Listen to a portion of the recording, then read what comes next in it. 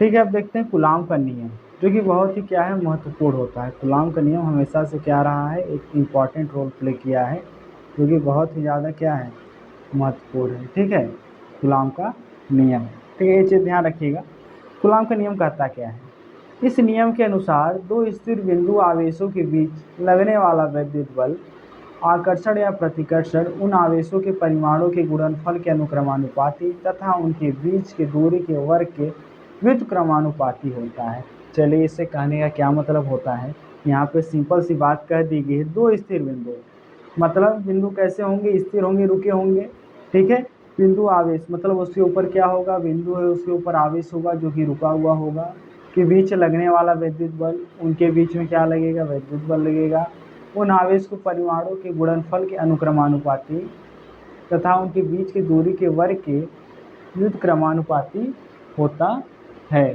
ठीक है, आइए हम समझाते हैं इसे कैसे। इधर देखिए, मान लीजिए उन्होंने कहा कि एक स्थिर बिंदु, ठीक है, एक स्थिर बिंदु यहाँ ले लिए और एक स्थिर बिंदु हमने यहाँ ले लिया। ठीक है, ये बात समझ में आई। एक स्थिर बिंदु यहाँ है और एक स्थिर बिंदु यहाँ है, और उन्होंने कह रहे हैं कि इनके बीच में कुछ क्या लग रहा है, विद्युत बल लग रहा है। ठीक है, वो विद्युत बल आकर्षण या प्रतिकर्षण हो सकता है। ठीक है, देखिए मान लीजिए एक बिंदु यहाँ है, एक बिंदु यहाँ है, इनका नाम रख देते हैं बिंदु ए और इनका नाम रख देते हैं बिंदु बी। एक का नाम बिंदु ए हो गया, एक का बिंदु का नाम हो गया ए। मान लेते हैं इसके ऊपर प्लस चार्ज है, इसके ऊपर भी क्या है, प्लस चार्ज है।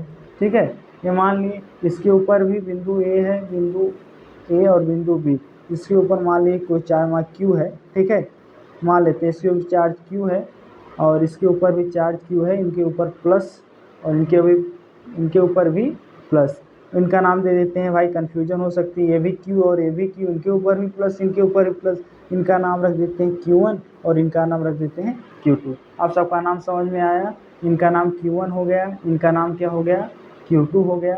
इनके ऊपर भी प्लस चार्ज, इनके ऊपर भी प्लस चार्ज। ठीक है, अब क्या कहते हैं हमारे गुलाम साहब, क्या कह रहे हैं कि अगर दो बिंदु हैं, स्थिर हैं, ठीक है, इनके बीच की दूरी इन्होंने बता दिया कितनी है, r दूरी पे रखे हुए हैं। ठीक है, ये भी बात हमें समझ में आ गई। और इनके ऊपर प्लस प्लस चार्ज हमने दे दिया। जब चार्ज प्लस प्लस होते हैं तो इनके बीच में क्या होता है, प्रतिकर्षण। ये हमने पढ़ चुके हैं चार्ज की प्रॉपर्टीज़ में। ठीक है, प्लस प्लस है तो बल कुछ इस तरफ ऐसे लगेगा। ठीक है, बाहर की तरफ लगता है। ठीक है, बल इस तरफ लगेगा। इन्होंने कहा है कि दो बिंदु आवेश है, इनके बीच में क्या है, बल लग रहा है। हमारा बल इधर लग रहा है क्योंकि हमने इसे भी प्लस लिया, इसे भी प्लस लिया है। ठीक है, अब दो बिंदु आवेश है, इनके बीच में क्या है, बल लग रहा है। अब इन्होंने कहा जो बल लगेगा, जो बल लगेगा वह क्या होगा, किसके डायरेक्टली प्रोपोर्शनल होगा, मतलब अनुक्रमानुपाती होगा इन दो आवेशों के गुणनफल। पहला आवेश क्या है, Q1, दूसरा आवेश क्या है, Q2। Q1 गुणे Q2 के गुणनफल के अनुक्रमानुपाती होगा। उन्होंने बोला कि जो हमारा बल होगा ये Q1 गुणे Q2 के गुणनफल के अनुक्रमानुपाती होगा। इन्होंने पहला एक कॉन्सेप्ट दिया, ये मान लेते हैं पहला समीकरण ये हो गया हमारा। इन्होंने कहा कि जो बल है वो किसके अनुक्रमानुपाती, Q1 और Q2। अनुक्रमानुपाती कहने का मतलब होता है कि आपका इन दोनों का गुणनफल बढ़ेगा तो बल भी बढ़ेगा। ठीक है, बल बढ़ेगा, इन दोनों का गुणनफल भी बढ़ेगा। ये यहाँ पे उसका मतलब होता है अनुक्रमानुपाती, और इसका चिन्ह कुछ ऐसा होता है। ठीक है, अनुक्रमानुपाती का। और दूसरा इन्होंने कहा कि अगर हम, पहला तो बोल दिया इन दोनों के गुणनफल के अनुक्रमानुपाती हो गया, मतलब कि आप बल बढ़ाएंगे। ठीक है, बल बढ़ाएंगे तो इन दोनों का गुणनफल भी बढ़ेगा, गुणनफल बढ़ेगा तो इनका बल बढ़ेगा। डायरेक्टली प्रोपोर्शनल बोलते हैं, अनुक्रमानुपाती बोलते हैं इसे। ठीक है, और दूसरा कॉन्सेप्ट इन्होंने कहा इनके जो दो वस्तु रखे हुए हैं इनके बीच की दूरी का क्या होगा, वेत अनुक्रमानुपाती। जो बल होगा, सुनिएगा, जो बल होगा इनके बीच की जो दूरी है उसका व्युत्क्रमानुपाती होगा, और साथ साथ इन दोनों दूरी का क्या होगा, जो यहाँ दो वस्तु की दूरी है इनके वर्ग का क्या होगा, व्युत्क्रमानुपाती। इन्होंने दूसरा नियम दिया, मतलब कि दूसरा कॉन्सेप्ट लगाया इसमें। जो इनकी दूरी है r है, ठीक है, इन्होंने कहा जो बल होगा, बल इसका व्युत्क्रमानुपाती होगा इनके दूरी के वर्ग के। दूरी के वर्ग के क्या होगा, व्युत्क्रमानुपाती। में से कहने का मतलब है बल बढ़ाएंगे तो दूरी घटेगी। अगर आप दूरी बढ़ा रहे हैं तो बल घटेगा। ये चीज़ याद रखिएगा, दूरी बढ़ाएंगे तो बल घटेगा, बल बढ़ाएंगे तो दूरी घटेगा, मतलब उल्टा होगा। यहाँ पे इन्वर्सली प्रोपोर्शनल, यहाँ डायरेक्टली प्रोपोर्शनल, मतलब ये क्या है, अनुक्रमानुपाती, ये क्या है, व्युत्क्रमानुपाती। ये बात समझ में आई आपको? ठीक है, बहुत ही सिंपल और आसानी वे में है कि देखिए, जब फोर्स क्या है, डायरेक्टली प्रोपोर्शनल है Q1 Q2 के, ठीक है, मतलब Q1 Q2 का जो इनका गुणनफल करेंगे डायरेक्टली, ठीक है, उसके क्या अनुक्रमानुपाती क्या है, बल होगा। फिर बोला कि इनके जो बीच की जो दूरी होगी उसका व्युत्क्रमानुपाती, मतलब इन्वर्सली प्रोपोर्शनल क्या होगा, ये हमारा बल होगा। इन्होंने दो नियम निकाल दिया, पहला इसको मान लेते हैं, दूसरा समीकरण। अब क्या होता है, ठीक है, from equation first and second, मतलब पहले समीकरण और दूसरे समीकरण से हमें क्या मिलता है, from equation first and second क्या मिला। देखिए, लेफ्ट हैंड साइड में फोर्स से राइट हैंड साइड में हमारा जो प्रोडक्ट निकल रहा है वो है ना। देखिए, पहला समीकरण ए रहा, दूसरा, और दूसरे से हमें कुछ ए मिलेगा, फोर्स ए डायरेक्टली प्रोपोर्शनल का भी सिंबल होगा Q1 Q2 अपान में आर स्क्वायर, कुछ ऐसा है, मतलब ये इनके क्या है, यहाँ देखिए कुछ ऐसा आया। अब देखिए यहाँ पे फोर्स डायरेक्टली प्रोपोर्शनल है, तो मैंने क्या किया, डायरेक्टली प्रोपोर्शनल कर दिया, कोई दिक्कत नहीं। फोर्स है इन्वर्सली प्रोपोर्शनल है, तो मैं अगर यहाँ पे 1 लगा भी दूँ, 1/r², ठीक है, इंटू में 1/r², यहाँ समझिएगा 1/r², वही चीज़ें लिखी हुई है ना, कि मैंने क्या किया, force Q1 Q2, force Q1 Q2, फिर दूसरे में फोर्स, दूसरे समीकरण 1/r², दूसरे समीकरण में 1/r², वैसे का वैसे रख दे, कोई दिक्कत, मतलब यहाँ देखिए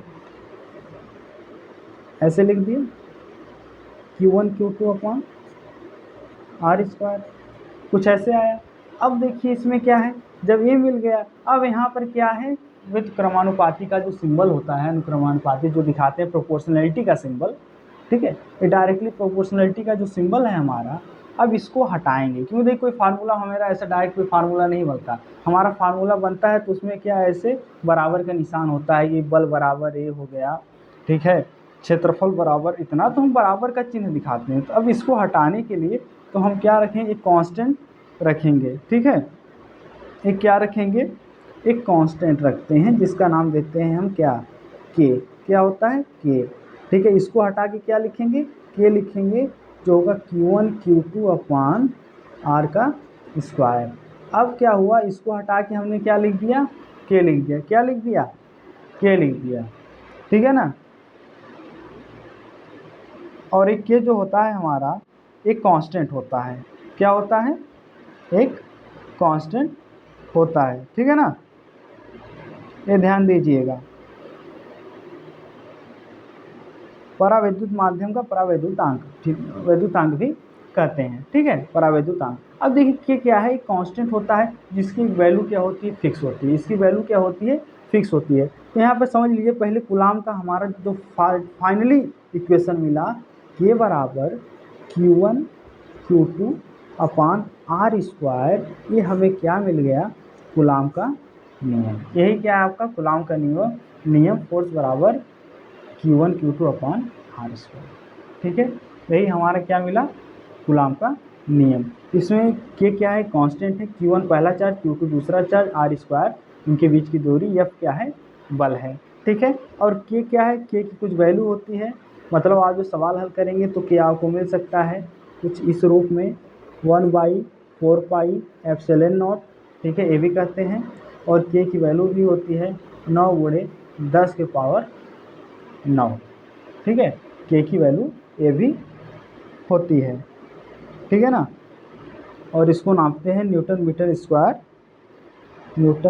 स्क्वायर पर कूलम स्क्वायर, ठीक है, इसको इसमें मेजर करते हैं। तो के की दो वैल्यू हो सकती है, पहली ये वैल्यू हो सकती है, दूसरी ये वैल्यू हो सकती है, ठीक है। फोर्स बराबर के Q1 Q2 अपान r², के की वैल्यू 1/4πε0, फिर यहाँ के की वैल्यू 9 × 10⁹ न्यूटन मीटर स्क्वायर पर कूलम स्क्वायर। और ठीक है, इतनी बात समझ में आई। अब ये क्या हो गया, हमारा फोर्स हो गया, ठीक है ना। चलिए, अब हम इसके बारे में अब आगे जो अध्ययन करना होगा हम के ऊपर करेंगे। परावैद्युतांक क्या है, इसकी वैल्यू कैसे होती है, क्या होती है, इसके बारे में हमें डिस्कस करना है। ये चीज़ें समझ में आई। कूलॉम का नियम क्या रहा? कूलॉम का नियम आप सिंपली समझ सकते हैं, दो वस्तुओं के बीच में आकर्षण या प्रतिकर्षण होता है। अगर ये चार्ज हम माइनस में ले लेते हैं तो प्लस माइनस जो होगा तो आकर्षण शो करेगा, यहाँ प्रतिकर्षण शो किया, फोर्स हमारा इधर गया तो Q1 Q2, ठीक है, फोर्स बराबर 1/r²। इन दोनों इक्वेशन को जोड़ दिए, फिर हमें क्या मिल गया, फोर्स बराबर Q1 Q2/r²। ये चीज़ें हमें मिल गई, ठीक है। आइए इधर देखते हैं, वही चीज़ यहाँ पे लिखा हुआ था Q1 Q2, यहाँ पे दो बल हैं और मतलब दो आवेश हैं, इनके बीच में कुछ बल लग रहा है, r दूरी पे हैं, ठीक है। वही लिखा है Q1 Q2 एक दूसरे r दूरी पर स्थित, इनके बीच लगने वाला विद्युत बल Q1 Q2/r²। पहला समीकरण, दूसरा समीकरण के, ठीक है, 1/4πε0 वायु निर्वात वैद्युतशीलता और फोर्स आपका यही है 1/4πε0 Q1 Q2/r², ठीक है। यही है आपका क्या है, कूलॉम का नियम। बात समझ में आई। फोर्स को हम किस में नापते हैं, न्यूटन में। फोर्स का जो यूनिट होता है, फोर्स का मात्रक क्या है, फोर्स का मात्रक हमारा होता है न्यूटन, ठीक है, ठीक है। अब उसके बारे में हम बात करेंगे आगे, परावैद्युतांक के बारे में, थोड़ा उसके बारे में के की जो वैल्यू आपकी आती है, के की जो वैल्यू होती है उसके बारे में बात करेंगे, ठीक है।